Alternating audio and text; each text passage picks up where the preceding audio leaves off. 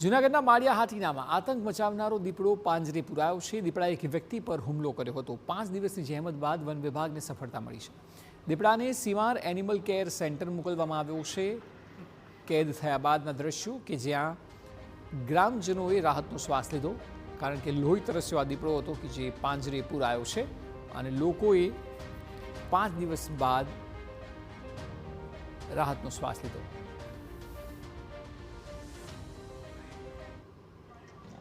વન્ય પ્રાણી દીપડાને પકડવા માટે અલગ અલગ 3 પિંજરા મૂકવામાં આવેલ, જેનાથી આજ રોજ વહેલી સવારે 4 વાગ્યાની આસપાસ વન્ય પ્રાણી દીપડો નરજીવ 1, જેની અંદાજિત ઉંમર 5 થી 9 વર્ષ છે, તે પિંજરામાં આવી જતા તેને આગળની કાર્યવાહી માટે સીમાર એનિમલ કેર સેન્ટર ખાતે લઈ ગયેલ છે।